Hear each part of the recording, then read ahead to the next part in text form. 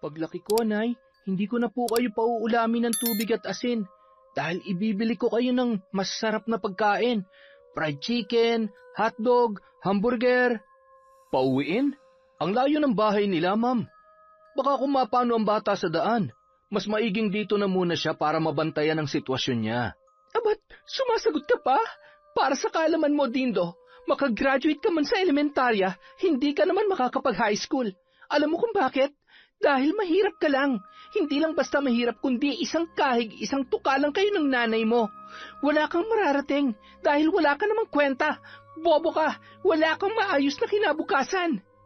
Taon 1997,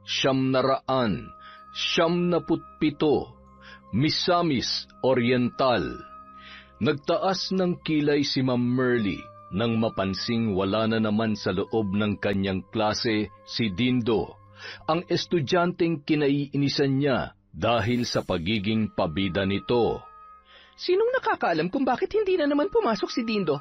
3 araw na siyang absent Kahit isa sa kanyang mga estudyante ay walang alam sa dahilan kung bakit hindi nagpapakita sa loob ng paaralan ang kanilang kaklase. Okay, class, may darating na bisita sa Biyernes. Dapat nakasuot kayo ng complete uniform sa araw na yon. Maliwanag ba?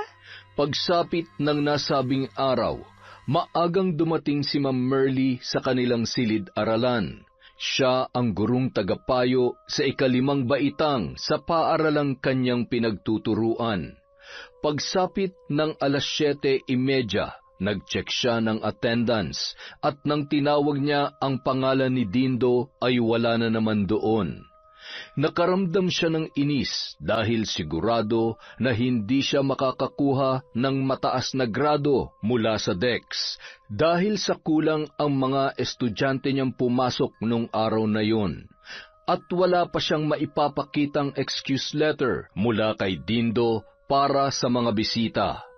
Pagtungtong ng 8:00 ng umaga, dumating ang humahangos na si Dindo. Nakasuot yon ng malaking t-shirt na umaabot hanggang sa kanyang tuhod ang haba, kulay pula na mayroong mga sulsi, pinagpapawisan ng bata at mayroong bahid ng putik sa muka. Good morning, ma'am. Good morning, classmates. Sorry po, late ako. Anong oras na? Bakit ngayon ka lang? Tsaka tingnan mo nga yung itsura mo, Dindo. Ganyan ba dapat ang suot ng isang mag-aaral? Tingnan mo nga mga classmates mo, lahat sila naka-uniform. Pasensya na po, ma'am. Ano po kasi, alam mo, umuwi ka na lang sa inyo. Nakakahiya makita ng mga bisitang batang uhuging katulad mo. Ma'am, ilang araw na po kasi akong absent, kaya po pumasok ako ngayon. Bukas ka na pumasok. Sige na, umuwi ka na. Laylay ang mga balikat na tumalikod ang bata sa kanilang silid-aralan. Narinig pa niyang pinagtawanan siya ng kanyang mga kaklase dahil sa kanyang suot. Ay, magsusuot na ako ng uniforme bukas para papasukin na ako ni teacher. O Dindo, saan ka pupunta? Pumasok ka na sa room. Maya-maya darating na mga bisita. Sir Eric, good morning po. Pinauwi po kasi ako ni... kasi sir, masakit po ang tiyan ko eh. Ganun ba? Binigyan ka na ba ni Ma'am Merly ng gamot? Naubos na kasi yung mga gamot sa medicine kit ni Ma'am, sir. O sige, ikukuha muna kita ng gamot. Hintayin mo ako dito, sandali lang ha. Pag-uwi ni Dindo sa kanilang bahay, nadatnan niyang naglalaba ang kanyang nanay Norma. Nay, tumanggap na naman kayo ng labada. Hindi pa po kayo magaling Ayos na ako anak. Wala na akong lagnat. Saka... kailangan kong maglabada para may pambili tayo ng bigas. Isasabay ko na rin itong mga damit mong pampasok sa eskwela. May bigas pa naman po tayo Yung binigay ng Ali na pinag-ibigan ko ng tubig kahapon. Oo nga, pero hindi rin yun aabot bukas anak. O bakit ka nga pala nandito? Wala ka bang pasok? Meron po, Nay, kaso... hindi ako nakapagsuot ng uniforme. May mga bisita kasi kaming dumating kaya pinauwi na po muna ako ni Ma'am. Ay, ganun ba? Naku, pasensya ka na anak ha. Kung hindi lang nagkasakit si nanay ay hindi ka sana nakaliban sa klase ninyo at sana ay nakapagsuot ka ng uniforme ngayon. Naku, Nay, huwag kang humingi ng pasensya. Hindi niyo naman po sadya yung pagkakasakit niyo. Ako nga ang dapat mag-sorry kasi hindi ko kayo natutulungan sa mga paglalabada niyo eh. Lagi kasi akong nasa school. Kaya nga mag-aaral ka mabuti, anak, para paglaki mo, hindi ka matutulad sa akin na naghihirap sa buhay dahil walang pinag-aralan. Promise po yan, Nay. Hindi po ako susuko. At sisikapin ko makatapos para hindi ka na magpakahirap sa pagkusot ng mga labahin ng ibang tao. Magpapatayo ako ng malaki-laking bahay at bibilhan kita ng maraming washing machine. Payak lamang ang pamumuhay ni Dindo at ng kanyang ina. Magkaganon man ay masaya naman sila sa kabila ng kahirapang tinatamasa. Silang dalawa na lang ang magkaramay mula nang mamatay ang kanyang tatay dahil sinaksak yun. Maliit lang din ang kanilang bahay na yari sa kawayan, pinagtagpi-tagping yero at mga sako. Kahit ganoon ay malinis naman ang munti nilang kubo. Paglalabada ang trabaho ng kanyang nanay Norma at yun ang kanilang ikinabubuhay. Minsan sumasideline din ang ginang kung may mga nagpapatanim ng mais at palay. Si Dindo naman kapag walang pasok sa eskwela ay nag-iigib ng tubig para sa kanilang mga kapitbahay. Bilang bayad, binibigyan siya ng pera o di kaya'y bigas ng mga yon, at kung minsan naman ay mga napaglumaang damit. Kinaumagahan, masayang pumasok sa paaralan si Dindo nang makasalubong niya si Sir Rod, ang kanilang punong guro. Magandang umaga po, Sir Rod. Magandang umaga rin sa iyo, Dindo. Magkano ang baon mo ngayon? Piso lang po. Ay, bunutan mo nga ako ng uban. Mamayang recess at bibigyan kita ng 20, ha? Talaga, sir? Sige po. Halos kilalang kilala si Dindo sa kanilang school dahil sa mabait at napakamasunuring bata. Matalino rin yun. Ramdam niyang mahal siya ng kanyang mga naging guro mula noong nasa unang baitang pa lamang siya ng pag-aaral. Subalit nang dumating ang bagong transfer na gurong si Ma'am Merly, na nagkataong naging teacher niya sa ikalimang baitang, ay ramdam niyang iba ang trato nito sa kanya. Para bang laging mainit ang ulo nito kapag kaharap at kausap siya. Bagay na ipinagwalang bahala na lamang niya kahit na minsan ay nasasaktan na siya. Bilang bata, hindi nawawala ang mga pang-aasar at pambubuli. At hindi nakakaligtas si Dindo sa mga yon, pero hindi siya lumalaban. Umiiwas siya dahil laging ibinibilin sa kanya ng kanyang ina na kapag kaya niyang umiwas ay umiwas na lamang para hindi na magkagulo pa. Sa loob ng klase, pinatutsadahan ng tingin ni Ma'am Merly si Dindo. Nag-i-inspeksyon siya sa kanyang mga estudyante na regular niyang ginagawa bago simulan ang klase. May bitbit siyang mahabang stick habang nag-iikot. Malinis naman ang bata at nakauniforme pa. Medyo manilaw-nilaw nga lang ang puti nitong polo na halatang luma na. Ngunit nang may nahagip ang kanyang mga mata, ay napakunot ang noo ng gurong si Ma'am Merly. Dindo, hindi ba uso sa inyong pagputol ng kuko? Ang hahaba, oh. Ayusin mo yung kamay mo. Ipatong mo na maayos sa desk. Napapikit na lamang si Dindo nang maramdaman ang paghataw ng stick sa ibabaw ng kanyang mga kamay. Malakas yun at masakit. Sa susunod, ayaw ko na makakita ng mahahabang kuko at marumi. Maliwanag ba? Opo, ma'am.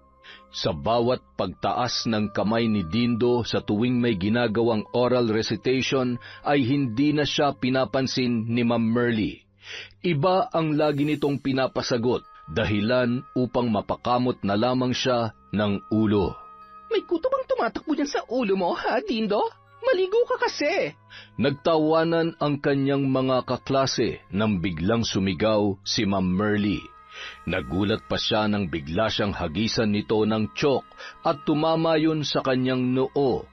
Napayuko na lamang si Dindo dahil sa kahihiyan.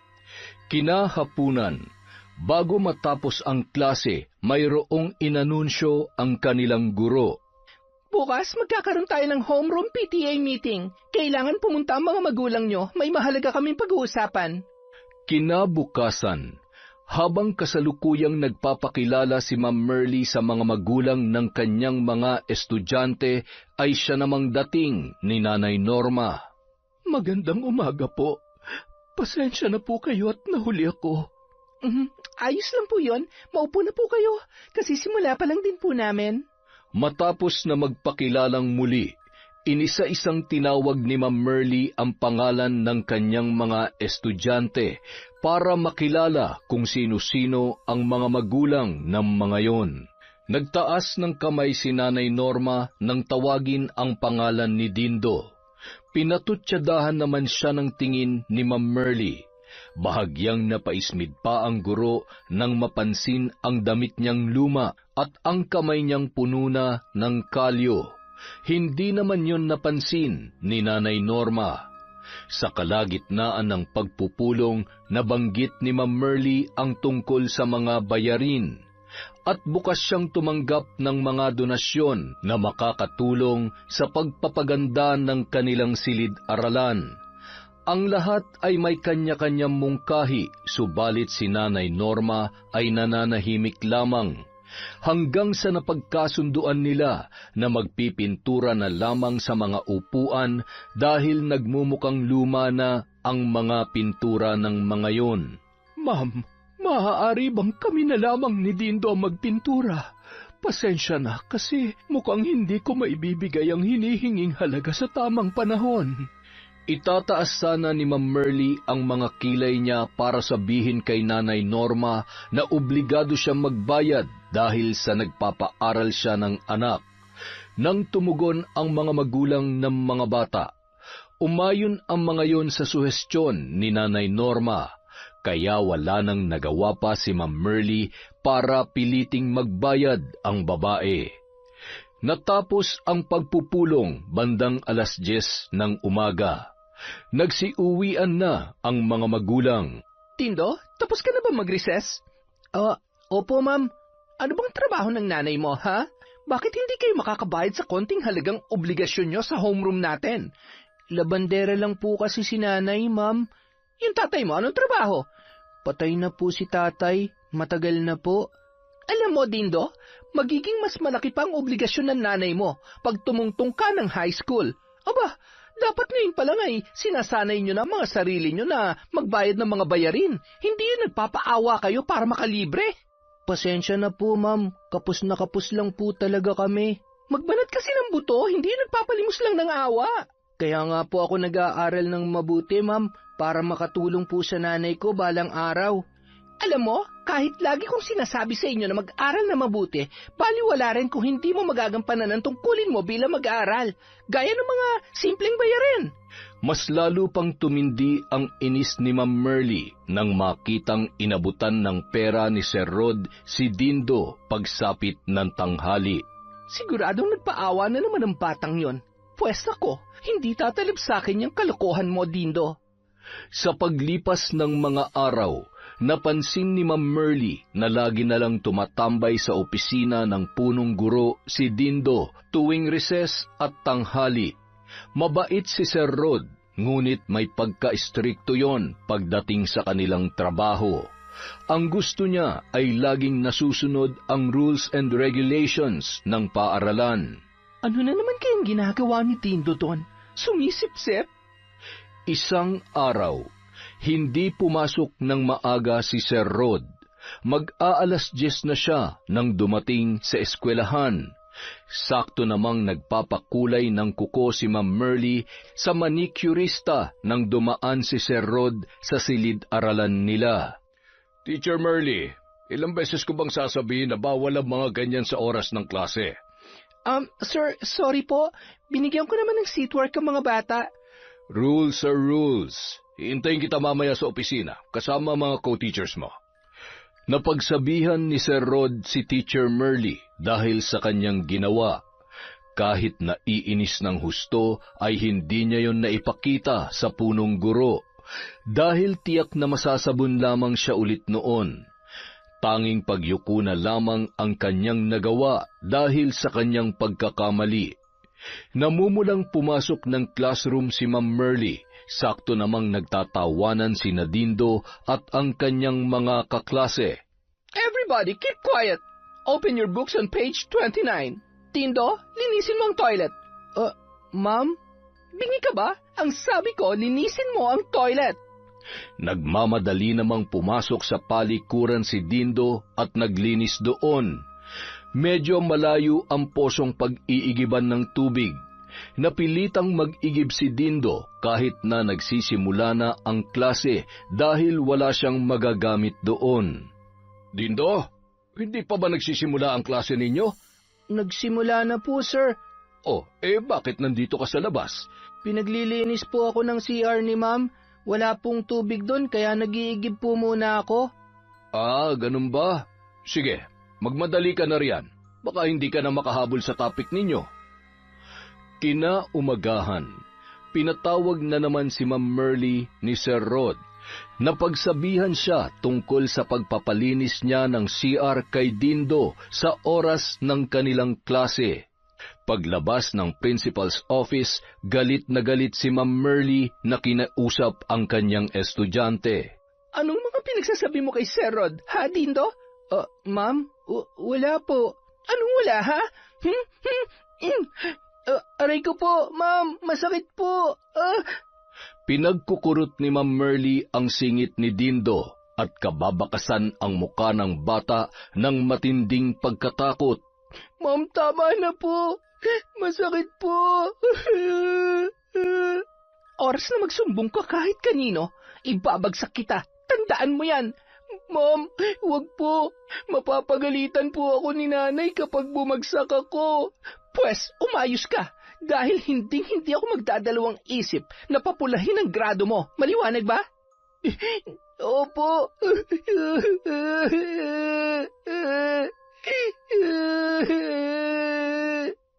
Halos araw-araw nakakatikim ng pamamahiya si Dindo sa kanyang guro. Naroong bahagyang ginupit nito ang kanyang buhok dahil sa hindi raw yun gupit ng matinong estudyante. Pinapalo sa puwit gamit ang stick sa blackboard dahil maingay daw. O di kaya naman ay kinukurot sa tagiliran dahil sa hindi inaayos ang pagkakalagay ng bag nito. At minsan pa ay binabato ng eraser dahil sa hindi raw nakikinig kapag siya ay nagsasalita. Anak, kumusta ang eskwela? Ayos naman po, Nay. Nay, nga pala, may binigay si Sir Rod. May pambili na tayo ng ulam. Aba, naging suki mo na sa pagpapabunot ng uban si Sir Rod mo, Opo. Tapos kanina, binigyan niya po ako ng ulam, pritong karning baboy, Nay. Ang sarap po. Talagang masarap yun, anak. Siyempre po, ipinagtabi kita, Nay. Hinati ko yung binigay ni Sir para matikman niyo rin po. Heto, alam ko kasing asin at tubig na naman lang ang uulamin niyo, Naku, sana inubos mo na lamang yan, anak. Busog pa naman ako. Ang sarap kaya ng tubig at asin na ulam, di ba? Paborito natin yun. Paglaki ko, Nay, hindi ko na po kayo pauulamin ng tubig at asin. Ibibili ko po kayo ng masasarap na pagkain. Fried chicken, hotdog, hamburger. Mag-aral ka na lamang na mabuti, anak. Tiyak na makakamit mo ang mga yan. Sabayan mo rin ang pananalig sa Diyos para makuha mo ang mga bagay na minimithi mo. Opo naman, Nay. Sandali lang po, Punta muna ako sa tindahan. Bibili lang po ako ng itlog. Sinundan na lamang ng tingin ni Nanay Norma ang kanyang anak. Nawawala ang pagod niya dahil sa kasiglahan nito. Si Dindo na lang ang dahilan kaya siya lumalaban sa mga hamon ng buhay. Kahit hirap at pagod siya sa paghahanap ng pera para sa araw-araw nilang pangangailangan, ay nagkakaroon siya ng pag-asa kapag nakikitang masaya ang kanyang anak. Isang araw ng Lunes, nadatnan ni Dindo si Ma'am Merly habang pinapagalitan ang kanyang mga kaklase. Good morning, ma'am. Good morning, classmates. Sorry, I'm late. Oh, late ka na naman? Dindo, kayo bang naka-assign na cleaners nung Friday? Opo, ma'am. Bilang leader at ikaw pa naman ang nakatatanda sa inyo, bakit mo iniwang nakalublob sa baldeng may tubig ang mga basahan sa loob ng CR? Wala tuloy tayong magamit ngayon. Ma'am, sorry po. Nakalimutan ko po. Nakalimutan. Lumapit si Ma'am Merly sa pintuan ng kanilang silid-aralan. Sinilip niya kung saan pwedeng papuntahin ang kanyang mga estudyante. Lahat kayo, mag-asikaso sa nakatalagang garden. Walang papasok sa loob hanggat hindi ko kayo pinapapasok. Maliwanag ba? Ikaw, Dindo, maiwan ka. Kinuha ni Ma'am Merly ang baldeng may lamang basahan. Nangangalahati naman ang lamang tubig noon at inilagay sa harapan ni Dindo. Akmang bubuhati na sana ng estudyante ang balde para itapon sa labas nang magsalita ang kanyang guro. Saan ka pupunta? Hindi mo gagalawin yan dahil tuturuan kita ng leksyon. Kumuha si Ma'am Merly ng isang baso at sinalok ang tubig na nasa balde. Madumi ang tubig na nagkukulay tsokolate. Agad na ibinaba niya ang baso sa harap ng nakaupong si Dindo. Siya naman ay may hawak na isang stick na may kalahating dipa ang haba. Inumin mo yan? Pero ma'am, madumi po ito. Baka sumakit po ang tiyan ko kapag ininom ko ang tubig. Parusa mo yan dahil sa pagiging burara mo. Pero sabi kong inumin mo eh. Isa! Kasabay ng pagbibilang ni Ma'am Merly ay ang paghataw niya ng stick sa upuan, dahilan upang magulat at matakot si Dindo. 2! Pag umabot to ng 3, malilintikan ka talaga sa akin. Ibabagsak talaga kita, makikita mo. Dali-daling ininom ni Dindo ang tubig na nasa baso. Sa bawat paglagok ay ngumingiwi ang kanyang muka. Matapos na maubos, akmang maduduwal na ang binata. Sige, nang ipakain ko sa iyo ang isusuka mo. Pilit na pinigilan ni Dindo ang pagsuka. Namumula siya habang tinatakpan ang kanyang bibig, ngunit hindi niya na yon napigilan makalipas ang ilang segundo. Mabilis siyang nagtungo sa pintuan at doon ay inilabas ang mga nainom kasama ang kanyang mga kinain.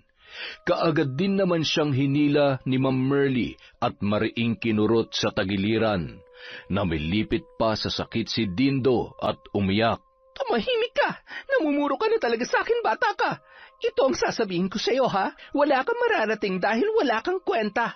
Ang mabuti pa, tumigil ka na sa pag-aaral. Huwag ka na magpapakita sa akin. Nasisira lang ang araw ko sa iyong buwisit ka.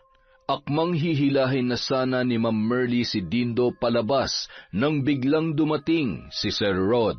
Teacher Merly, mataas na ang sikat ng araw. Mas makabubuting mamaya na lang mag-garden ang mga bata. Oh, Dindo, umiiyak ka ba? Ano nangyari sa'yo?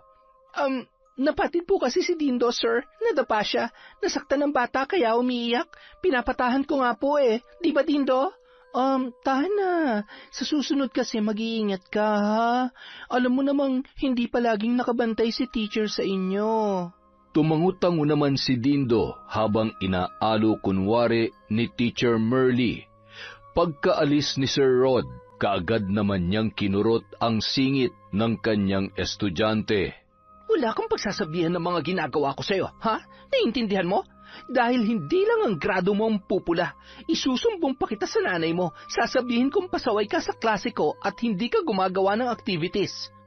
Opo, ma'am. Hindi ko po sasabihin kahit kanino.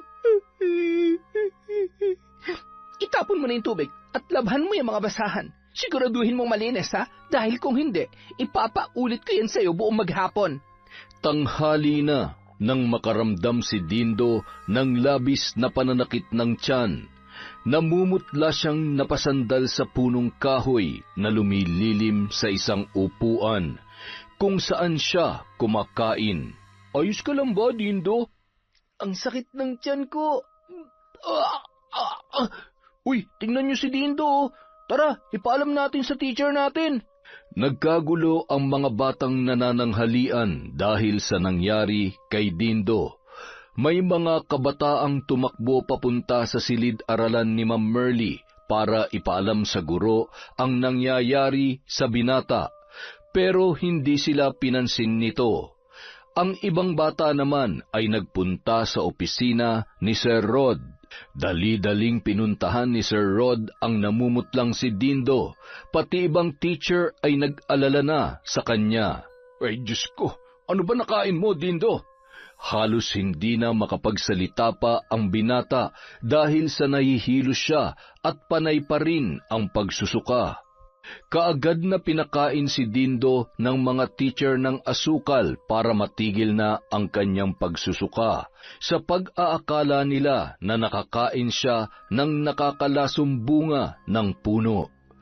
Tila madaling rumisponde ang katawan ng binata dahil sa natigil naman ang ginawa niyang pagsuka matapos ang ilang minuto. Ayos na bang pakiramdam mo, ha, Dindo? Sir, ang sakit po ng tiyan ko. Natatay po ako. Ilang beses na nagpabalik-balik sa loob ng kubeta si Dindo, maputlang-maputla na siya at nanghihina na. Natataranta naman ang mga teacher dahil sa pag-aalala sa bata.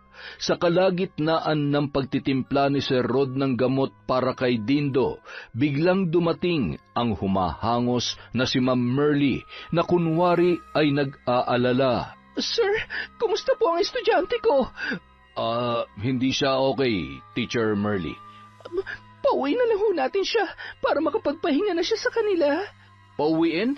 Ang layo ng bahay nila, ma'am. Baka mapano ang bata sa daan.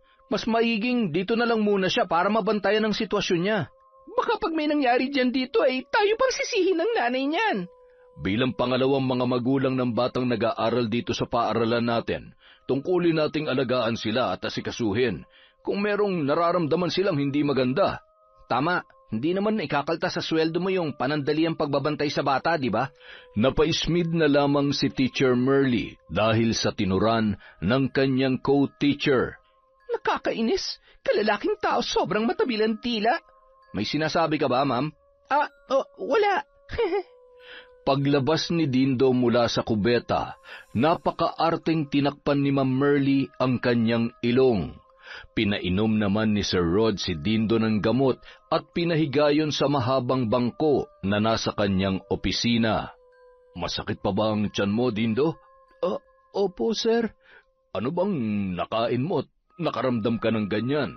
Napatingin na lamang siya kay Teacher Merly. Ilang beses siyang napalunok nang tingnan siya nito ng masama na tila ba nagbabanta. Kanin po, sir, tsaka tubig lang naman. Malinis ba ang tubig na nainom mo? Muli siyang napatingin kay Teacher Merly. Siyempre malinis. Alangan naman uminom siya ng maruming tubig. Hindi ba, Dindo? Opo. Malinis naman po yung tubig. Nang magsimula ang oras ng klase, nagsibalikan na ang mga guro sa kani-kanilang mga silid-aralan. Si Sir Rod naman ang tumingin-tingin kay Dindo. Nang sumapit ang uwian, ay inihatid pa siya nito sa kanilang bahay at binigyan pa ng mga gamot para sa pananakit ng tiyan. Anak, inumin mo na tong gamot na ibinigay ni Sir Rod. Naku, mabuti na lamang talaga at mabait yung punong guro ninyo. Wala pa naman akong pera para ipambili ng gamot. Nay, wala po ba akong kwentang bata? Ha? Bakit mo naman nasabi yan, anak? Alam mo, ikaw nga nagdadala ng swerte sa akin eh. Kanino mo naman narinig yan, ha? May nagsabi lang po sa akin na wala akong kwenta, Nay. Na wala akong mararating sa buhay. Hayaan mo na sila. Inaasar ka lang siguro ng mga kaklase mo. Hindi ko naman po kaklase yung nagsabi niyan, Nay. Sino, anak? Nay? Yung puntagay ibang grade. Dahil sa takot sa mga pagbabanta ng guro, hindi na nagsumbong pa si Dindo kay Nanay Norma. Ayaw niya ring mag-alala ang kanyang ina dahil baka dumagdag pa yon sa mga pinoproblema nito. Hirap na nga sila sa buhay ay dadagdagan niya pa ang mga alalahanin ng kanyang nanay. Gustuhin man niyang hindi na lamang pumasok sa eskwela ay hindi po pwede. Marami pa siyang mga pangarap na nais abutin. Kinabukasan, nakasalubong ni Dindo ang teacher na si Eric. Dindo, magtapat ka nga sa akin. May ginagawa bang hindi maganda si Ma'am Merly sa'yo? Po? Napansin ko kasing iba siyang makatingin sa'yo kahapon. Parang nananakot. Wala naman po siyang ginagawa, sir. Sigurado ka? Tumango na lamang si Dindo bilang pagtugon sa guro bago siya nagpaalam dito. Sinundan pa siya ng tingin nito na parabang nangingilatis. Natanaw naman ni Dindo si Ma'am Merly na nakatayo sa labas ng kanilang silid-aralan. Nang makalapit siya sa kinaroroonan nito, kaagad siyang kinumpronta ng kanyang guro. Dindo, anong sinabi mo ton? Bakit kung makatingin sa akin parang mangangain ng tao?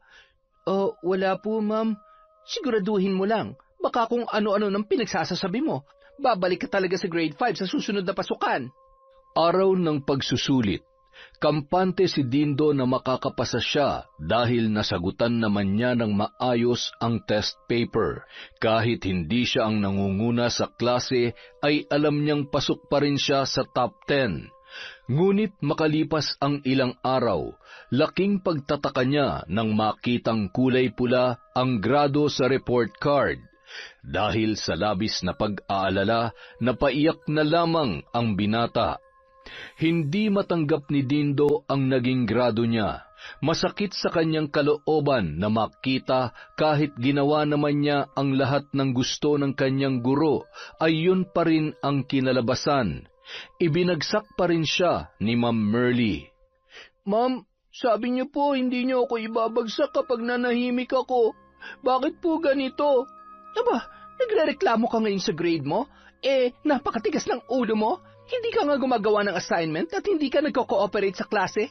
Alam nga naman bigyan kita ng line of 9. Ano ka, sinuswerte? Alam ko pong ginawa ko naman ang best ko, ma'am.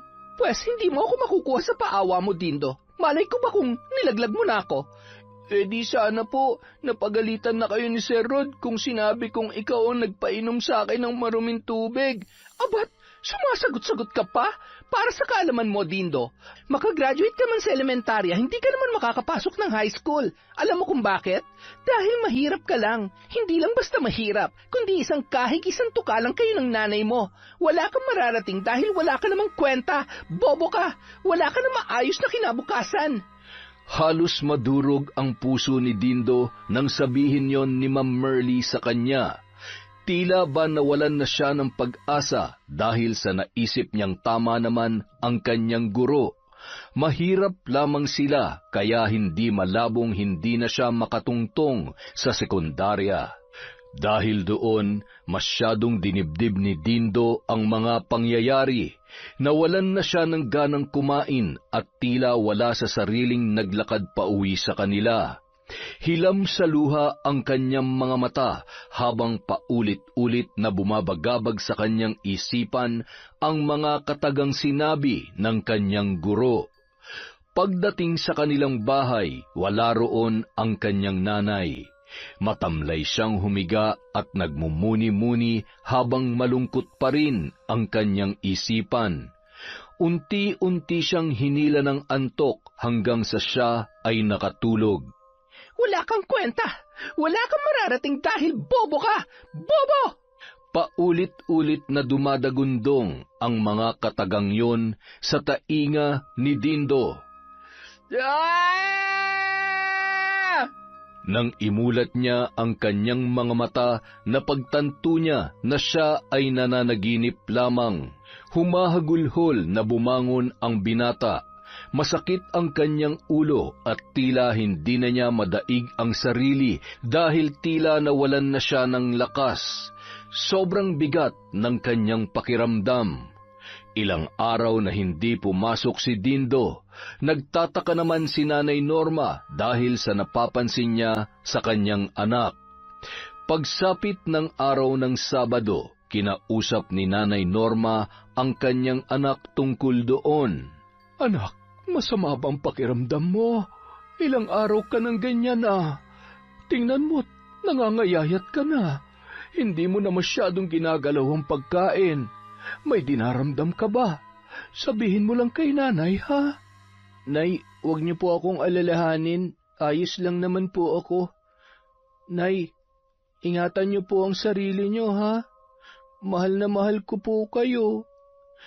Mahal na mahal din kita, anak. Halika nga rito. Payakap nga si nanay. Mahigpit na niyakap ni Dindo ang kanyang ina. Hinalikan pa niya yon sa noo. Aalis nga pala ako, anak. Maglalabada ako dun sa bahay ng dati mong teacher, si Sir Eric. Huwag mong galawin yung nasa galon, ha? O siya, magpahinga ka lamang muna dito. Ngiti lamang ang itinugon ni Dindo sa kanyang ina at kinawayan yon bago sunod-sunod na napabuntong hininga. Napasulyap pa siya sa kanyang bag. Kinuha niya yon at binuksan. Mula sa loob, dinampot niya ang kanyang report card. Hindi niya pa ito napapakita sa kanyang nanay. Muli siyang napabuntong hininga nang masilayan ang kanyang grado na 70. Hanggang sa tumulo na lamang ang masaganang luha ni Dindo. Bagsak ako, Nay. Paano pa po matutupad ang mga pangarap natin?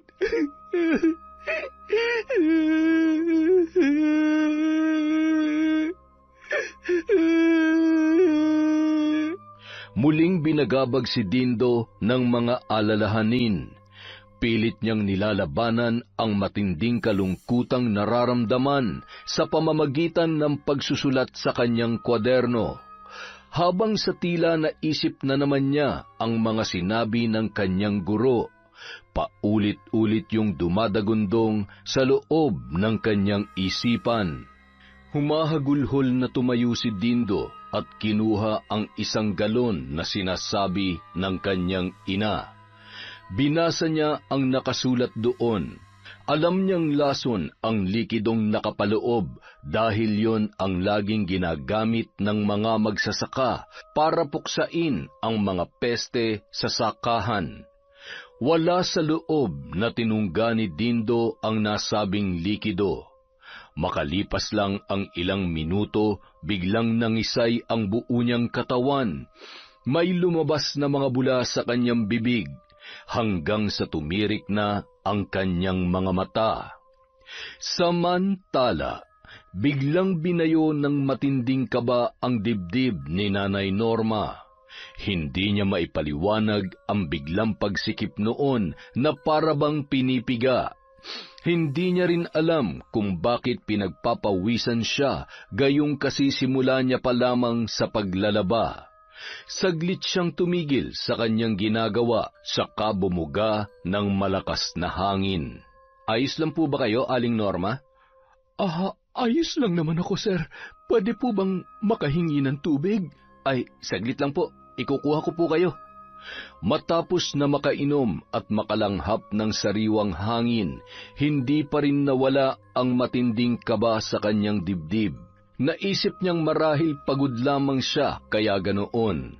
Ipinagpatuloy niya ang kanyang ginagawa hanggang sumapit na ang tanghali. Libre ang pananghalian niya sa bahay ng guro kaya hindi na siya umuwi sa kanila. Habang kumakain, napag-usapan nila ng guro ang tungkol kay Dindo. Wala po bang sinasabi sa inyo si Dindo tungkol kay Ma'am Merly, Aling Norma? Wala naman po, sir. Bakit po? Para kasing may napapansin ako kay Ma'am Merly na kakaiba lagi ang tingin niya kay Dindo.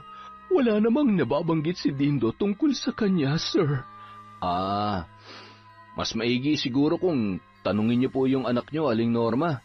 Parang may gusto kasi siyang sabihin, kaso mukha pong natatakot siya eh. Napag-usapan din nila ang tungkol sa ilang araw nang hindi pumapasok si Dindo. Kapag tinatanong naman niya kung may dinaramdam ba yon, ay sinasabi naman ng anak na ayos lamang siya. Naisip ni Nanay Norma na baka nga may problema ang kanyang anak. Pinayuhan naman siya ng guro na kausapin ng masinsinan ang bata para magsabi ng totoo. Pag-uwi ng bahay, nasa labas pa lamang si Aling Norma, meron siyang naamoy. Sa pag-aakalang pinaglalaroan ni Dindo ang lalagyan ng lason, ay kaagad siyang napatakbo papunta sa loob. Dindo? Dindo, anak? Makailang ulit niyang tinawag ang pangalan ni Dindo, ngunit walang sumasagot. Nakita niyang nasa lapag ang ballpen at notebook ng kanyang anak. Dali-dali siyang nagtungo sa munti nilang kusina para ayusin sana ang lalagyan na baka nasagi lang ng pusa kaya natumba at nangamoy. Ngunit napatda na lamang ang ginang nang tumambad sa kanya si Dindo. Nakahandusay ito sa sahig at bumubula ang bibig.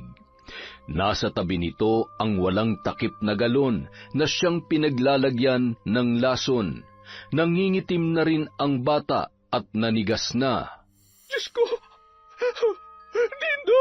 Dindo, anak! Anong nangyari sa'yo?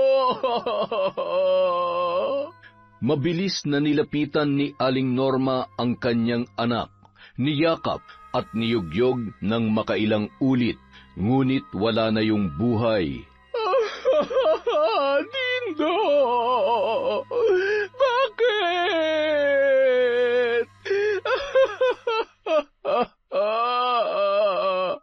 Bakit mo to ginawa, anak ko? Ang palahaw ni Nanay Norma ay umabot sa pandinig ng kanyang mga kapitbahay. Dali-daling nakiusyoso ang mga yun at nang makita ang nangyari kay Dindo, lahat sila ay naawa sa bata. Aling Norma, bakit kaya nagawa ni Dindo yan? Masyado pa siyang bata para pumasok ang ganyang bagay sa muraan niyang kaisipan. Hindi ko alam. Dindo, anak ko.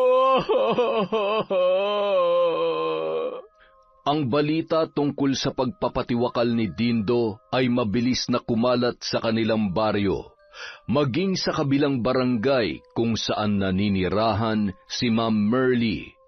Nagulat pa ang teacher sa kanyang nabalitaan. Hindi niya alam kung bakit binabagabag siya sa mga nalaman. Samantala, hindi na ipinaimbalsamo ni Aling Norma ang kanyang anak. Nagdesisyon siyang matapos ang 24 oras ay ililibing niya na yon, dahil sa wala naman siyang sapat na salapi para sa mga gastusin. Nagtulong-tulong ang mga kapitbahay ng ginang na malinis ang munti nilang kubo. May nag-abot ng kape at tinapay, mayroon ding nagbigay ng bigas, habang si Aling Norma ay hindi iniiwan ang bangkay ng anak. Lagi lang siyang nasa tabi nito, lumuluha at nilulukuban ng pagdadalamhati. Pagsapit ng gabi, dumating ang mga guro mula sa paaralang pinapasukan ni Dindo, kasama si Sir Rod. Nag-abot sila ng kaunting tulong, pera, bigas at mga biskwit. Nakikiramay po kami, Aling Norma. Ikinalulungkot namin ng sobra nangyari kay Dindo. Sir, hindi ko alam kung bakit nangyari ang lahat ng ito. Si Dindo na nga lamang ang tanging kayamanan ko. Nagkaganito pa siya. Anong kasalanan ko sa Diyos? Bakit pinaparusahan niya ako ng ganito?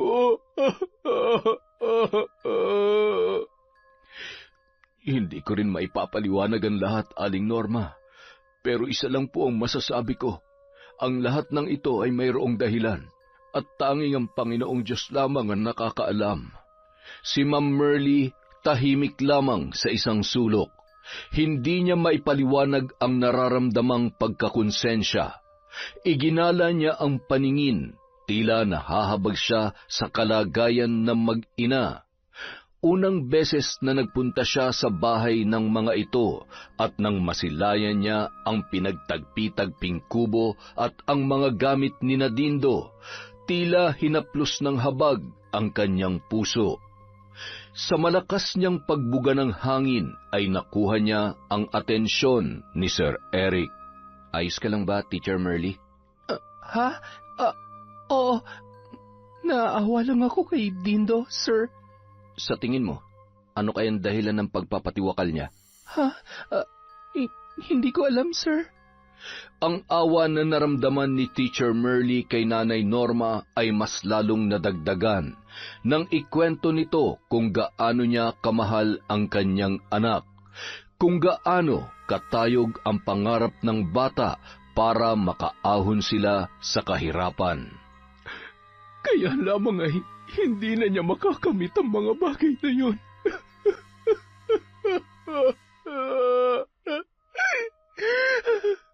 Mayroon po bang nasabi sa inyo si Dindo? Baka mayroong problema yung bata. Wala po talaga akong alam, Sir Ron. Kasi pag dumadating siya galing eskwela, lagi niyang ikinukwento ang tungkol sa mga leksyon nila. Wala namang nabanggit ang anak ko tungkol sa kung may problema ba siya o ano. Kung alam ko lamang, di sana hindi na humantong sa ganito. Baka napagkamalang tubig ni Dindo yung lason, kaya niya ininom. Hindi naman siguro. Saka maaamoy niya naman yun. Sayang, napakabait niya pa namang bata. Masigla, masayahin, at napakatalino. Hindi na lamang kumibo pa si Teacher Merly dahil iba ang tinging ipinukol sa kanya ni Sir Eric. Naging palaisipan sa lahat kung ano ang sanhi ng pagpapatiwakal ng bata. Hanggang sa inilibing na siya ay wala pa ring nakukuhang sagot si Aling Norma. Buong araw na tulala ang ina. Oo nga't dumagsa ang tulong mula sa kanyang mga kababaryo, ngunit aanhin niya pa ang mga yon, gayong wala na ang natatanging nakapagpapasaya sa kanya. Hanggang sa naisipan niyang kuhanin ang mga gamit ng anak, niyakap niya ang nag-iisang uniforme nito na katabi ng isang bag. Nang magsawa ay binuksan niya naman ang bag at inisa-isang inilabas ang mga gamit sa eskwela ni Dindo. Ang huli niyang nakuha ay ang isang kwaderno na may nakaipit na report card. Nakita niyang pula ang mga nakamarka doon. Line of 7 lahat. Binuklat-buklat ni Aling Norma ang nasabing kwaderno hanggang sa napadako ang tingin niya sa isang pahina na nakatrianggulo ang tupi. Napakunot noon na lamang siya dahil sa nakasulat doon, Dear Diary? Nang buksan yon ng ginang, nakilala niya ang sulat kamay ng kanyang anak. Nakasaad doon ang mga araw kung kailan yon sinaktan ng gurong si Ma'am Merly. Nakalagay kung gaano yun nasasaktan sa tuwing kinukurot ng guro ng pinong-pino. Nakasulat din doon ang araw at mga pangyayari kung saan pinainom si Dindo ng tubig na pinagbabaran ng mga basahan at kung gaano binagabag ang bata nang makita ang kanyang bagsak na grado. At ang huling mga kataga ang lalong nagpadurog sa puso ni Aling Norma. Napahagulhol na lamang ang matanda nang malakas niyang binasa ang mga katagang. Mahal na mahal ko si nanay, pero ang hirap palang mabuhay. Sorry po, Nay. Ngayon ay alam ko na kung bakit ka nagpatiwakal, anak. Nang dahil sa teacher mong mapang-abuso, magbabayad siya. Pagbabayaran niya ang lahat ng ito. Isinusumpa ko. Pagsapit ng gabi, nagsuot ng itim na bestida si Aling Norma. May bitbit na itim na kandila at libreto ang magkabila niyang kamay. Mabilis ang mga hakbang niya papunta sa kung saan para gumawa ng isang ritual. Ritual na kung saan ay palihim niyang makakamit ang hustisya. May ilang mga kapitbahay na nakakita kay Aling Norma, subalit hindi na lamang siya tinanong at kinausap ng mga ito dahil alam nilang sobrang nagdadalamhati pa siya sa pagkawala ng nag-iisa niyang anak. Sinundan na lamang siya ng tingin ng kanyang mga kapitbahay. Hindi na inusisa pa kung saan siya pupunta. Sa pagdating sa may sementeryo, tahimik ang buong paligid. Malamig ang hangin na dumadampi sa buo niyang katawan. Hinarap niya kaagad ang puntod ni Dindo, saka mabilis na nagtirik ng mga kandilang itim. 3 yon na nakahilerang patatsulok. Umusal ng orasyon si Aling Norma. Bigla namang humampas sa mukha niya ang malakas na hangin. Taimtim siyang nagdarasal habang hawak-hawak ang nakabuklat na libreto. Nang unay mga bulong lamang niya ang maririnig sa paligid hanggang sa unti-unti nang lumalakas ang bawat pagbigkas na lumalabas sa kanyang bibig, na tila sumasabay sa pag-ihip ng unti-unting papalakas na hangin. Maya-maya pa, may mga bulating nagsilabasan mula sa ilalim ng lupa. Buhay na buhay ang mga yon at mukhang malulusog. Kumuha siya ng isa at itinaas sa ere. Binulungan ng orasyon bago inilagay sa loob ng kalahating bao ng nyog. Mula sa kanyang bulsa ay kinuha niya ang isang papel na mayroong nakasulat na pangalan ni Teacher Merly. Nakapaloob din doon ang isang karayom. Habang nag-oorasyon, tinutusok niya ang bawat letra ng pangalang nakasulat doon. Pagkatapos ay inilagay niya ang bulate sa papel bago yun itinupi, sa kanya ibinaon sa ibabaw ng puntod ng anak. Malakas ang ihip ng hangin, ngunit hindi na mamatay ang apoy sa nakasinding kandila. Ma'am Merly, tikman mo ang katas ng aking paghihiganti. Samantala, pabaling-baling naman sa higaan si Teacher Merly. Hirap siyang makatulog dahil sa kakaisip kung bakit nga ba nagpakamatay si Dindo. Ay, ano ba itong naiisip ko? Alam kong wala akong kasalanan sa nangyari sa kanya. Naawa lang siguro ko kay Dindo kaya ako ganito. Akmang ipipikit na sana niya ulit ang kanyang mga mata nang sumagi sa kanyang isipan ang ngiti ni Dindo. Naman may pasok pa ako bukas. Patulugin mo na ako, Dindo, ano ba? Mula sa nakabukas na bintana ay biglang umihip ang malakas na hangin. Dumampi yun sa kanyang muka. Biglang nagsitayuan ang kanyang mga balahibo sa batok at tila naghatid ng kilabot sa buo niyang katawan. Dahil sa kakaibang naramdaman ni Teacher Merly, mabilis niyang isinara ang bintana habang yakap-yakap ang sarili na parabang naaasiwa pa. Hindi na nakabalik pa sa kinahihigaan ang guro dahil pakiramdam niya may mga matang nagmamasid sa kanya. Kumatok na lamang siya sa silid ng kanyang lola para doon na makitulog. Bakit, Apo? May bumabagabag ba sa'yo? Para po kasing may nanonood sa bawat pagkilos ko, Lola. Hindi maganda yan. Sige, dumito ka muna. Kahit nasa loob na siya ng silid ng matanda, hindi pa rin makatulog ang teacher. Maalinsangan ang kanyang pakiramdam at pinagpapawisan siya kahit na malamig naman ang panahon. Dahil doon, buong magdamag siyang nanatiling gising. Kinabukasan, puyat na nagtungo sa paaralang pinagtuturuan si Teacher Merly. Wala siyang ganang magturo dahil nais niya lamang matulog. Naghihikab pa siya nang pumasok sa silid-aralan ni Sir Eric. Ang mga estudyante naman ay nasa garden na naka-assign sa mga yon. Magandang umaga, Teacher Merly. Magandang umaga, sir. Aba, mukhang puyat na puyat ka. Hindi lang ako nakatulog na maayos kagabi. Anong sadya mo pala, sir? Wala naman. Magtatanong lang sana ako kung kumusta ba si Dindo sa klase mo? Sir, kamamatay lang ng bata. Buti pa, hayaan na lamang nating manahimik ang kaluluwa niya. Huwag na muna natin siyang pag-usapan sa ngayon.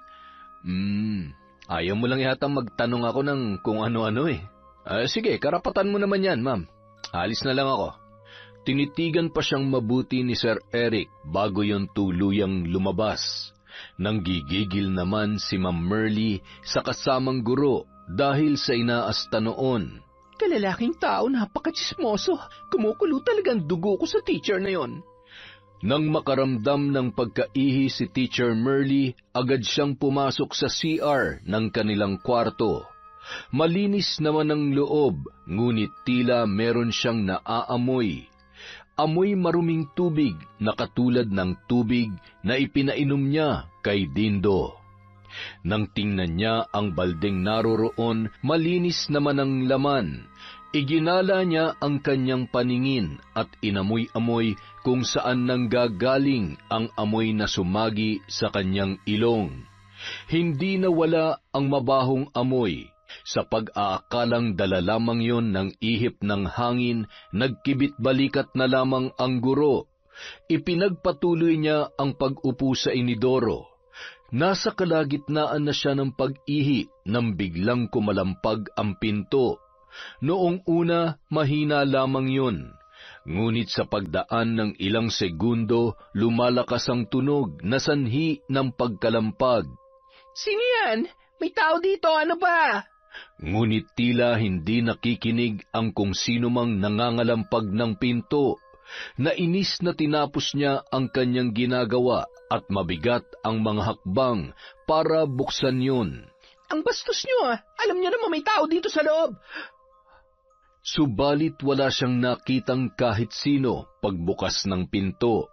Saglit siyang natigilan nang sinalubong siya ng malamig na hangin na dumampi sa kanyang muka.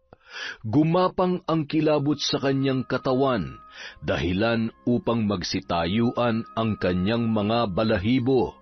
Napabuga na lamang siya ng hangin dahil doon at kaagad na inayos ang kanyang sarili. Sa paghakbang niya para isara ang pintuan ng CR, nakarinig siya ng mahinang pag-iyak. Nagmumula yun sa kanyang likuran. Mabilis siyang napalingon at bigla na lamang may boses bata na bumulong malapit sa kanyang tainga. Tinatawag ang kanyang pangalan. Hindi niya na natagalan ng takot kaya patakbo siyang lumabas sa silid-aralan na nakapaalamang. Nakasalubong naman niya si Sir Rod. Teacher Merly, ayos ka lang ba? Ayos lang po ako, sir. May nakita kasi akong ipis sa loob. Tama, takot kasi ako dun eh. Kaya napatakbo ako dito sa labas. Napatango na lamang ang punong guro at nagpatuloy sa paglalakad.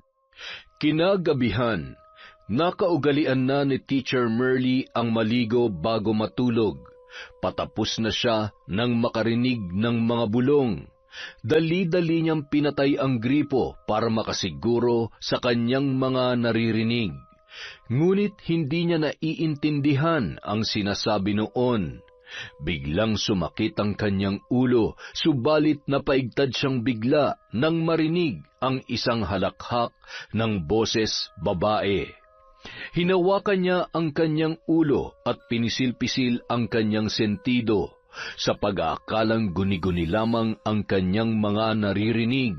Subalit nang makaamoy siya ng tila amoy ng nabubulok na laman, kasabay ng boses na tila naghihinagpis, doon na siya nagsimulang tumili. Nagsisigaw siya habang tinatakpan ang kanyang tainga. Merly, apo ko, ano nangyayari sa'yo? Bakit ka sumisigaw? Buksan mo nga itong pinto, apo. Ang pagtawag ni Lola Guada ay hindi na niya narinig dahil sa matinding takot na bumalot sa kanya.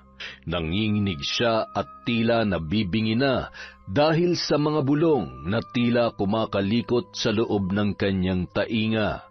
at hindi pa rin siya tumitigil sa pagsigaw.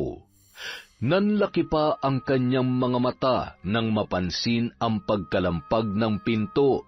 Napasiksik siya sa sulok habang nanginginig sa takot.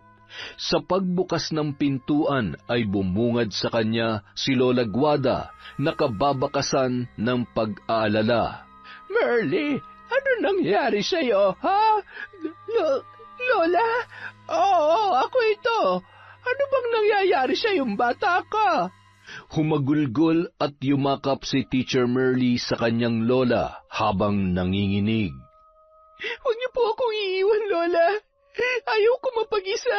Natatakot po ako. Natatakot ka?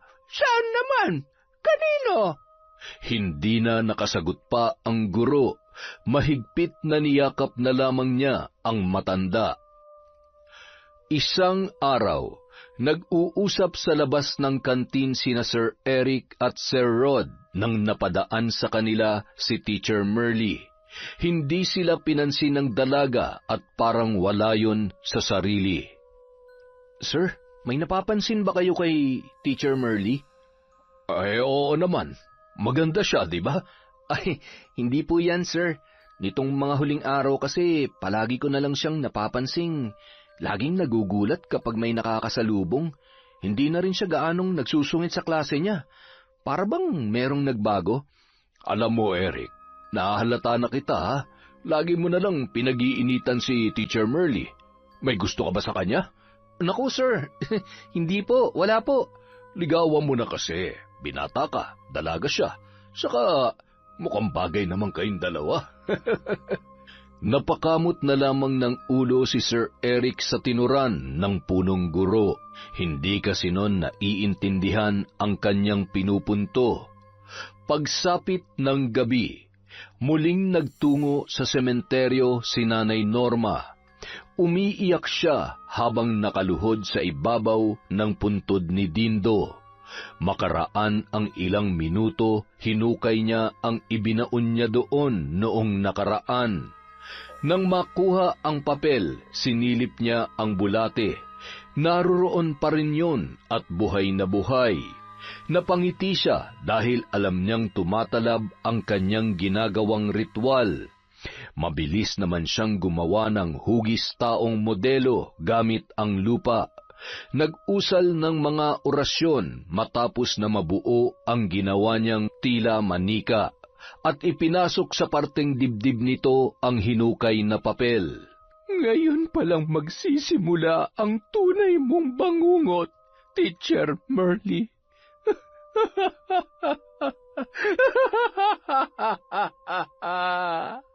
Isang mambabarang si Nanay Norma. Natutunan niya yon sa isang matandang kakilala na naging matalik niyang kaibigan noon. Sadyang nagpaturo ang ginang para ipaghiganti ang pagkamatay ng kanyang asawa. At nang malapit ng mamatay ang nasabing matanda, siya ang binigyan nito ng libreto na naglalaman ng iba't ibang uring orasyon sa pagtawag ng mga nilalang ng kadiliman. Sa gitna ng gabi, nilakad ni Nanay Norma ang daan patungo sa kabilang baryo kung saan nakatira si Teacher Merly. Saktong 12:00 na ng hating gabi nang dumating siya sa labas ng bakuran nito. Patay na ang mga ilaw sa loob ng bahay ng guro. Nagpapahiwatig yon na tulog na ang mga taong nasa loob. Napangisi si Nanay Norma nang masilayan ang liwanag ng bilugang buwan na tumatama sa kanya. Tila umaayon ang panahon sa kanya dahil saktong-sakto yon para sa gagawin niyang ritual. Sa isang sulok ng bakod, naghukay si Nanay Norma. 2 dangkal lamang ang lalim ng hukay at may lawak na 2 dangkal din. Tamang-tama lang para magkasya ang kanyang ginawang imahe roon. Habang pinapasok sa ginawang hukay ang hawak na imahe, bumubulong-bulong naman siya ng mga orasyon na tanging siya lamang ang nakakaunawa at nahihirapan siya sa kanyang mga ginagawa. Ang tanging maiintindihan lamang sa kanyang mga inuusal ay ang pagsambit niya ng pangalang Merli. Maging sa pagtabon, nag-uusal pa rin siya ng mga dasal para sa mga nilalang ng dilim. Nang tuluyan ng natabunan ang ginawang modelo, nagpahid ng pawis si Nanay Norma sa pamamagitan ng likod ng kanyang palad. Humahangos siya na tila ba pagod na pagod. Muli siyang umusal ng orasyon at sa pagtatapos ng kanyang ginagawang ritual, inusal niya ang mga kataga. Kakiko, Amen. Walang lingon-lingon na tinahak ni Nanay Norma ang daan pauwi, habang nakaguhit sa kanyang mga labi ang tagumpay ng ngiti. Samantala, binulabog ang mahimbing na tulog ni Ma'am Merli ng mga bumubulong sa kanyang tainga. Humahangos siyang tinatakpan ang magkabilang tenga dahil sa hindi na niya maintindihan kung bakit siya nagkakaganoon. Tama na! Ayoko na! Tama na!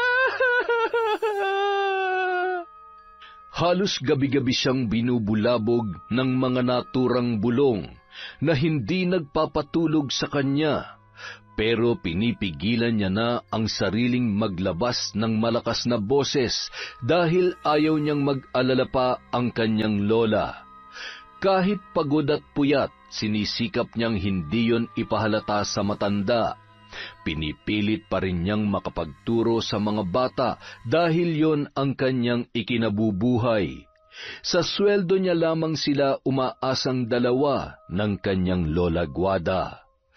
Isang umaga, habang pinaliliwanag niya sa kanyang mga estudyante ang tungkol sa isang aralin, biglang merong nanitsit sa kanya mula sa labas. Napalingon naman doon ang teacher at kaagad na sumalubong sa kanyang muka ang malamig na simoy ng hangin. Sa sobrang lamig noon ay tila yelo ang dumampi sa kanyang muka. Ilang beses niyang natampal ang kanyang sarili dahil sa kakaibang lamig na nararamdaman. Nagtataka naman ang kanyang mga estudyante sa kanyang mga galaw, hanggang sa may malakas na boses babaeng bumulong sa kanyang tainga. Hindi niya maintindihan ang sinasambit noon at ang tinig noon ay parang pumasok hanggang sa kaibuturan ng kanyang pandinig. Napatakip na siya ng tainga at napadaing dahil sa sumisidhing kirot na nagmumula sa pinakailalim noon, hanggang sa napasigaw na lamang si Teacher Merli. Aray ko!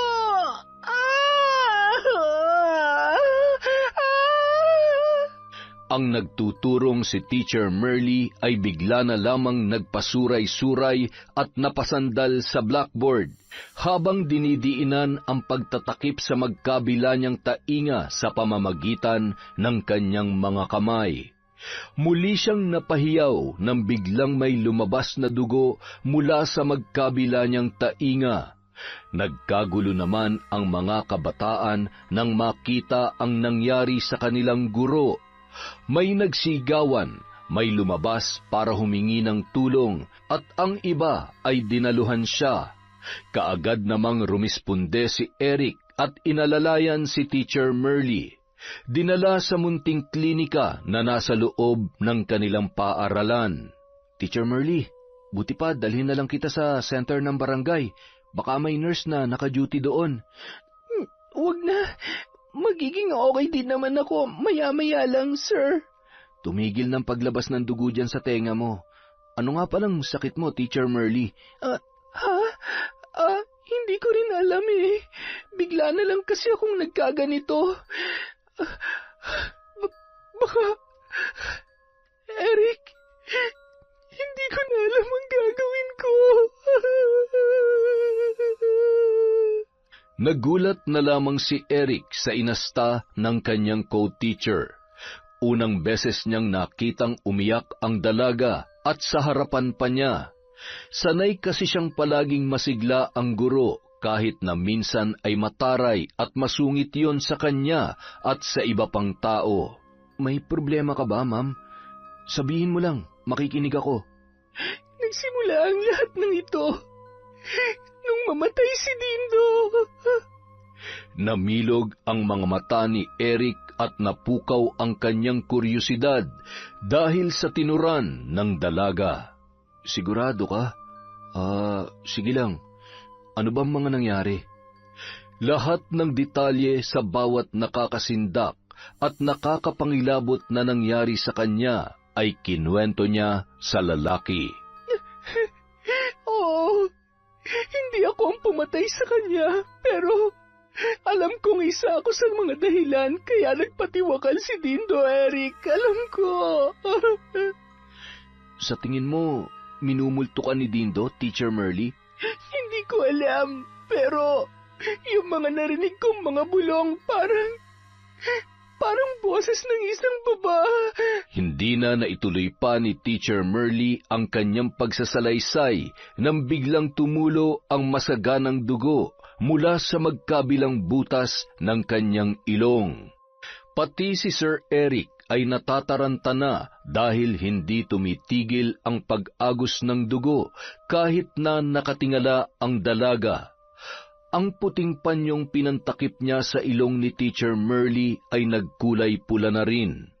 Mabilis na nilabhan ni Sir Eric ang panyo at nilagyan niya ng tubig ang noo ng babae. Isang paniniwala yon sa kanila na kapag tinapik-tapik ang noo ng isang taong dumudugo ang ilong gamit ang basang bagay ay kusayong titigil. Tila naging epektibo naman ang ginawa ni Sir Eric dahil isang saglit lang ay huminto na ang pagtulo ng dugo. Subalit bigla na namang bumulwak yon mula sa bibig ni Teacher Merly nang akmang magsasalita na sana siya. Naninikip ang kanyang dibdib.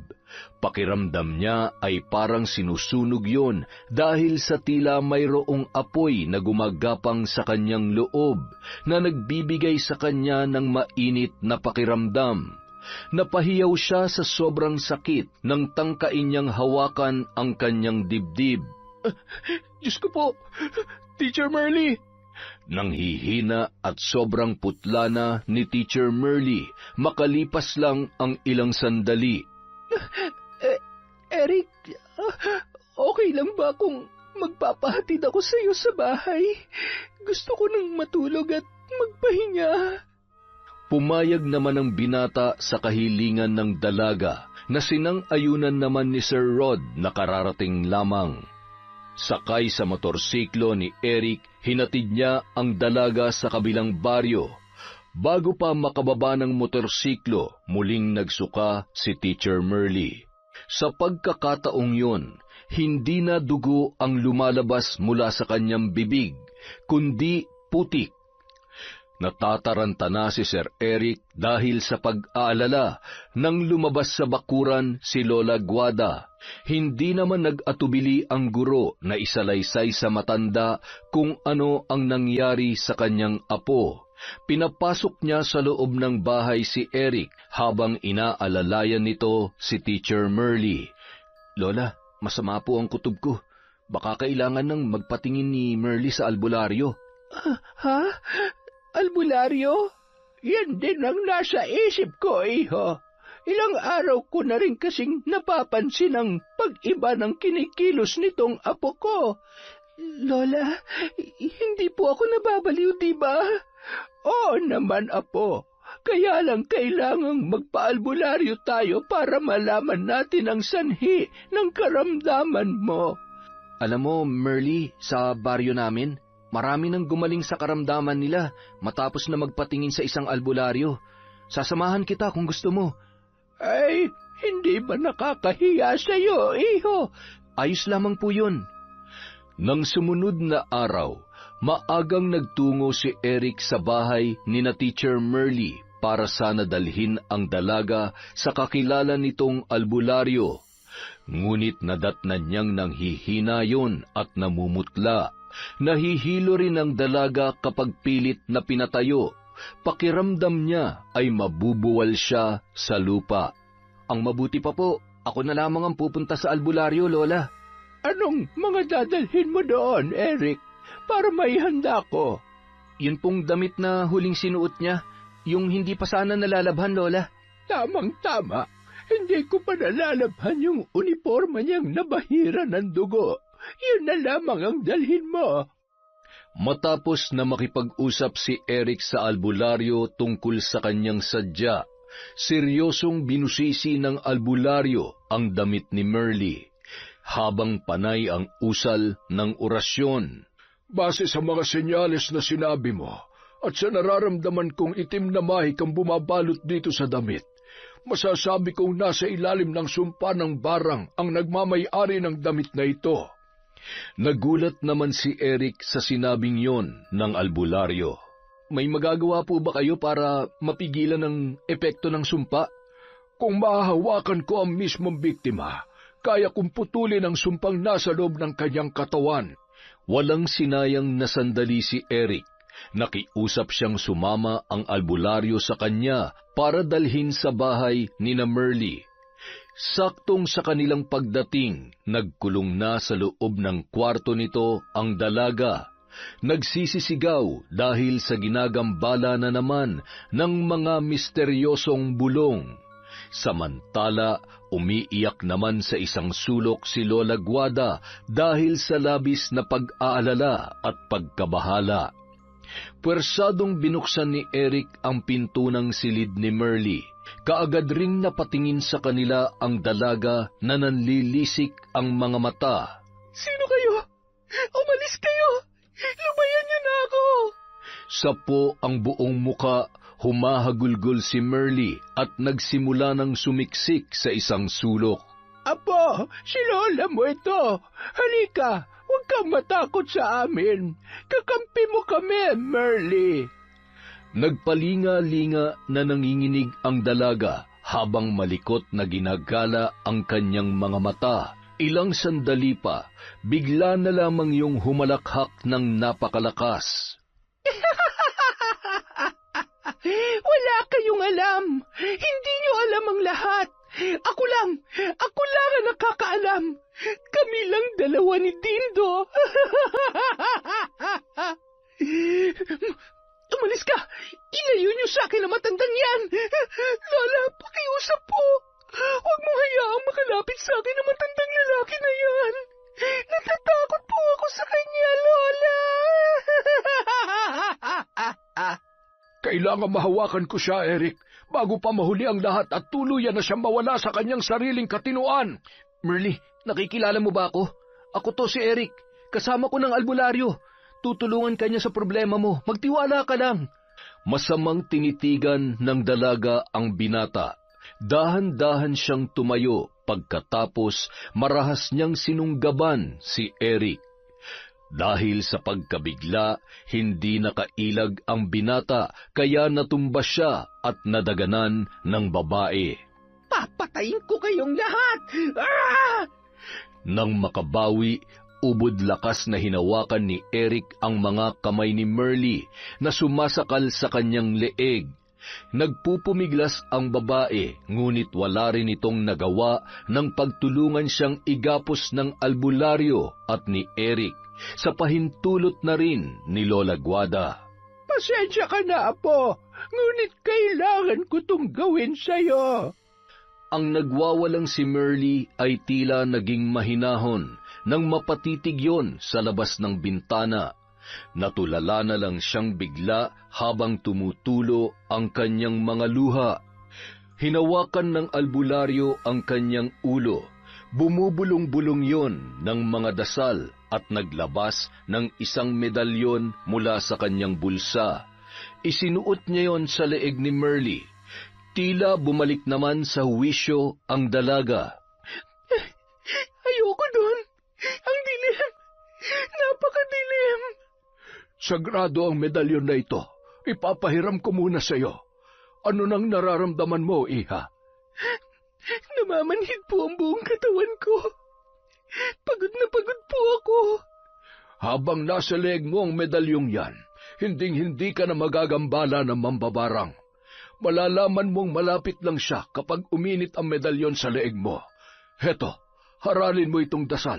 Makakatulong yan na malaki sa iyo oras na mangailangan ka ng tulong. Pinalibutan din ng sagradong orasyon ng albularyo ang bahay ni Merly. Dahil sa nararamdaman niyang malapit lamang doon ang pinagmumulan ng mabigat na enerhiya. Naging maayos na ang pakiramdam ng dalaga mula nang magamit niya ang medalyon. Naging normal na rin ang mga gabing dumating. Masigla na rin siyang bumalik sa kanyang pagtuturo. Hanggang sa sumapit ang ika-40 araw mula noong mamatay si Dindo. Kasama ang mga kasamahang guro, nagpunta sila sa bahay ni Aling Norma para sumamang mag-alay ng dasal para sa bata. Hindi na nila nadatnan ang ginang kaya sumunod na lamang sila sa sementeryo. Hindi alam ni Merly kung bakit tila sumisikip ang suot niyang medalyon. Hindi rin siya mapakali dahil sa pakiramdam niya ay nag-iinit yon. Samantala, nasa isang sulok si Aling Norma, nakakunot ang noo habang nakatingin kay Merly.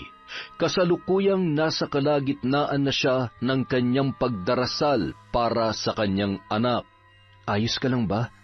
Umiinit ang suot kong medalyon, Eric. Nagkatinginan ang dalawa dahil nababatid nilang pareho kung ano ang ibig sabihin noon.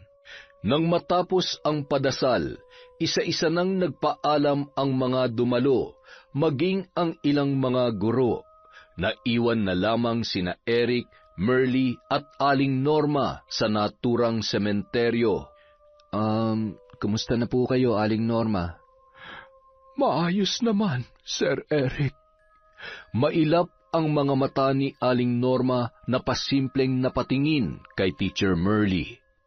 Magiging mas maayos siguro ko kung malalaman kong nagdurusa na sa impyerno ang dahilan kung bakit naisipang magpatiwakal ni Dindo. Aling Norma, Nanlilisik ang mga mata ng ginang nang sulyapan niya ang dalaga. Sa mabilis niyang pagkilos ay marahas niyang hinablot ang suot nitong medalyon. Hindi ito nababagay sa iyo.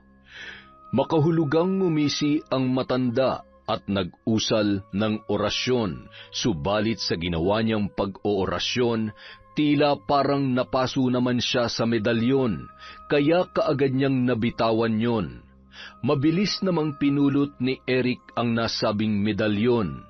Biglang nakaramdam ng pagkahilo si Merly, napahawak siya sa kanyang ulo habang pinipikit ang kanyang mga mata.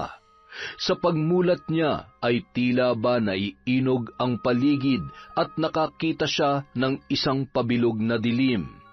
Unti-unting lumalaki yon hanggang sa siya ay tila nilamon na ng kadiliman at dahan-dahan na natumba sa lupa. Si Aling Norma naman, mabilis na naglakad papalayo para lisanin ang lugar. Merly! Kaagad na dinaluhan ni Eric ang dalaga. Binuhat niya yon at dinala sa lilim ng isang puno. Saka pinaypayan at pinisil-pisil ang batok ni Merly. Ilang sandali pa napaungol ang dalaga habang natutulog. Gumuguhit sa kanyang muka ang paghihirap. Samantala, sa panaginip ni Merly, narinig niya ang halakhak ni Aling Norma. Naghatid yon ng kilabot sa buo niyang katawan. Madilim ang lugar na kanyang kinaroroonan. Bigla siyang nakarinig ng mga mahihinang bulong hanggang sa lumakas yon ng lumakas sa kanyang pandinig at nakilala niya ang nagmamay-ari ng boses. May biglang lumitaw na papel sa kanyang harapan at nabasa niya ang mga nakasulat doon. Nanindig ang kanyang mga balahibo nang mapagtantong sulat yon ni Dindo. Nakalagay doon ang kanyang mga ginawa sa bata at kung paano yon naapektuhan ng husto. Dindo! Patawarin mo ko. Aling Norma, pakiusap, maawa po kayo sa akin. Awa? Bakit? Nung paulit-ulit mo bang sinasaktan si Dindo, ang anak ko, nakaramdam ka ba ng awa sa kanya, ha? Pinagsisisihan ko na po ang mga nagawa ko. Nagsisisi po ako ng husto. Akala ko ba kayong mga guro ang humuhubog sa mga estudyante? Pero bakit mo nagawang pasakitan ng anak ko? Hindi lamang sa pisikal na aspeto, kundi pati na rin ang kanyang emosyon. Hindi ko alam na dinidibdib pala ng bata ang mga ginagawa ko. Lahat naman sila nakakatikim ng pandidisiplina mula sa akin. Disiplina mo bang matatawag ang ginagawa mo? Guro kang may tuturing. Ikaw dapat ang nagpapaalala sa kanila na mahalaga ang edukasyon. Pero ikaw pa mismo naglugmok sa anak ko. Sobrang nagsisisi po ako. Nagsusumamo po ako, Aling Norma. Pakiusap. Pakawalan niyo na po ako mula sa bangungot kong ito. Hindi. Mamamatay ka. Papatayin kita. Ang madilim na paligid na kanyang kinaroroonan ay tila sumisikip. Halos hindi na siya makahinga. Umiiyak na nagsusumamo ang dalaga hanggang sa naalala niya ang dasal na ipinakabisado sa kanya ng matandang albularyo. Panginoon, kung ito ang paraan niyo para ako'y parusahan, tinatanggap ko po. Pero kung hindi naman ito galing sa inyo, pakiusap. Tulungan niyo po akong makawala dito. Taimtim na nanalangin si Teacher Merly. Kasunod noon ay ang pag-usal niya ng dasal. Samantala, hindi naman maipaliwanag ni Eric ang kabang nararamdaman dahil sa pag-aalala sa dalaga. Kung dati ay naiinis siya rito, ngayong nakilala niya na si Merly ay nanaig na ang kagustuhan niyang matulungan yon. Isinuot niya ang medalyon pabalik sa leeg ng dalaga. Merly, gumising ka. Gising! Sa kabilang banda, matapos manalangin ng dalaga, pinakalma niya ang sarili at naghintay kung ano ang susunod na mangyayari. Ilang sandali pa, nakarinig na naman siya ng mga bulong, kaya lamang ngayon ay boses lalaki na yon at nakilala niya ang tinig ni Eric. Tinatawag nito ang kanyang pangalan. Unti-unting may lumitaw na maliit na liwanag sa harapan ni Merly. Palapit yon ng palapit sa kanya hanggang sa lumaki yon at nakawala siya sa kadiliman. Ilang ulit na niyuyugyug ni Eric ang lupaypay na katawan ng dalaga at sa muling pag-ungol nito ay biglang nagmulat yon ng mga mata sa kamalakas na napasinghap. Eric, nasan ako? Salamat naman at nagising ka na. Nandito pa rin tayo sa sementeryo. Si Aling Norma? Umalis na siya. Si Aling Norma nagpaparusa sa akin, Eric. Ikinulong niya ako sa isang bangungot. Akala ko'y magiging katapusan ko na. Ibig mong sabihin, si Aling Norma ang mambabarang? Pero bakit? Bakit niya nagawa sa iyo yon? Ang totoo, kasalanan ko naman talaga ang lahat. Minaltrato ko si Dindo, sinaktan, at ang malala pa, ibinagsak ko siya kahit na alam kong mataas naman ang grado niya. Bakit mo naman kasi nagawa yun sa bata? Naiinis ako sa kanya. Tingin ko pabida siya lagi, paawa. Lagi ko siya nakikita sa opisina ni Sir Rod. Para ano? Para magpaawa, kaya binibigyan siya ng kung ano-ano? Hindi ko gustong inaasal niya, naiirita ako. Kaya naisip kong parusahan siya kasi nga, pabida siya masyado eh. Mabait na bata si Dindo. Pinagkakatiwalaan namin siya. Hindi mo lang yun makita dahil nabulag ka sa inis mo sa kanya, Merly. Lagi siyang inaabutan ng pera ni Sir Rod kasi binubunutan siya noon ng puting buhok. Hindi yun nagpapaawa. Natigilan na lamang si Merly dahil sa kanyang mga narinig. Natakpan niya ang sariling bibig at napalingon sa puntod ni Dindo. Dahan-dahan siyang naglakad papalapit roon, nanginginig na napaluhod sa ibabaw ng puntod. Dindo, kung nasaan ka man ngayon, sana mapatawad mo ako. Sobrang nagsisisi ako sa mga nagawa ko sa iyo. Pinapangako ko, hindi na ako gagawa ng mga bagay na magpapasakit sa mga estudyanteng katulad mo. Iintindihin ko na lahat sa inyo at uunawain ko ang inyong mga sitwasyon. Banayad na dumampi ang hangin sa muka ni Teacher Merly. Kasabay noon ang pagdapo ng isang puting paru-paro sa kanyang dibdib. Napangiti siya habang masaganang dumadaloy ang mga luha sa kanyang pisngi. Samantala, sa loob ng isang kubo, naramdaman ni Aling Norma ang panghihina ng kanyang sumpa. Galit na galit siya dahil sa nababatid niyang ang medalyon ang pumuprotekta kay Teacher Merly. Kaya naman muli siyang nagtirik ng mga itim na kandila para sa ritual na gagawin, at itinabi sa mga yon ang nakabukas na libreto.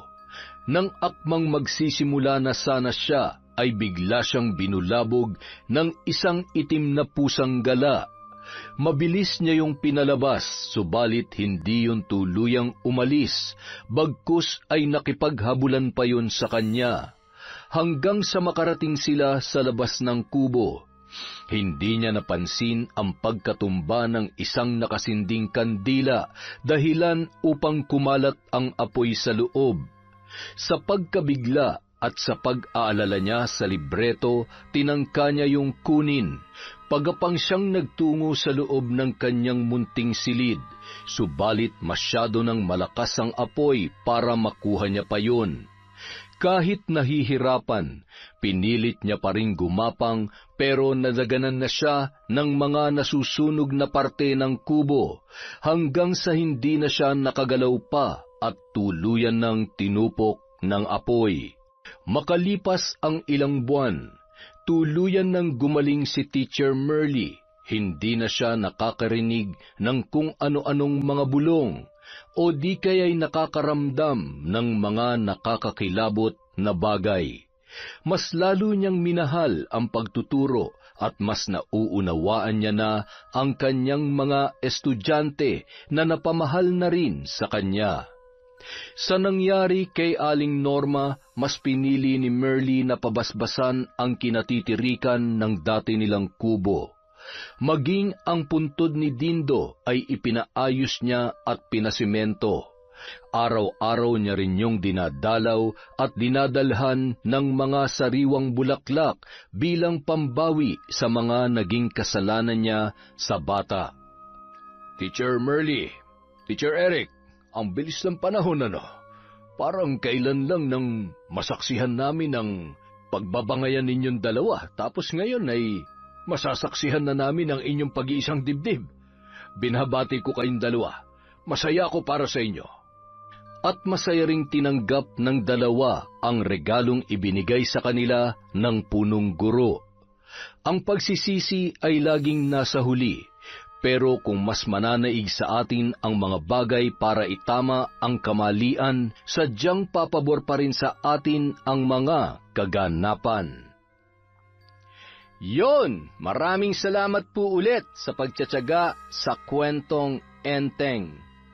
Wala po muna tayong shoutout sa susunod na video. Maraming salamat po ulit mula sa Kwentong Enteng.